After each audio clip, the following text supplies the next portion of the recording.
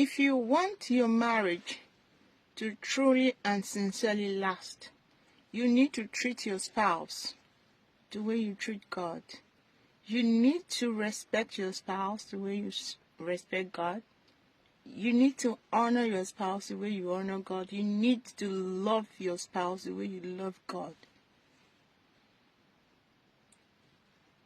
The Bible says God is love. And I also know that love is God. But how can you love God you don't see? That can only be possible when you love your neighbors around you. The Bible says, love your neighbor as you love yourself, as you love thyself. Your spouse is more than a neighbor to you. If the Bible says you should love your neighbor, your spouse should not be different. That is why I say, if you treat your spouse the way you treat God, you will have peace in your home. If you say you love God, you don't even see God. How can you love God you don't see? It can only be possible when you love people around you, when you love your neighbors. It can only be possible when you love people around you, and that includes your spouse. I know you'll be wondering why I said, how can I say you should treat your spouse the way you treat God? You don't see God. You respect God. You are loyal to God. You are careful not to commit sin against Him. You respect Him.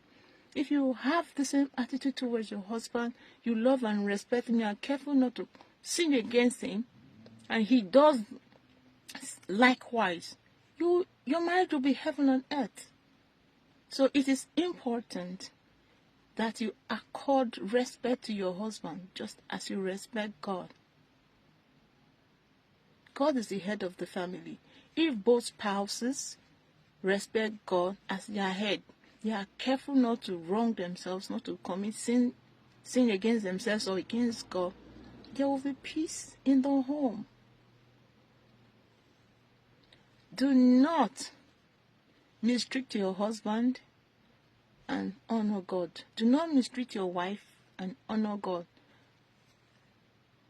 When you do to your wife what you want your wife to do to you, there will be peace in the house. When you do to your husband what you want your wife to do to you, there will be peace in the house. It all boils to love. Genuine love. You know, today everybody professes love. But which love is genuine? That's God's love. God is love. Let us learn to love like God. Because if there's God in our heart, there will be love. If there's God in our marriage, there will be love. If there's God in our home, there will be love. If there's God in our spouses, if there's God in our spouses, there will be love, and our marriages will be heaven on earth. God bless you. I come in peace.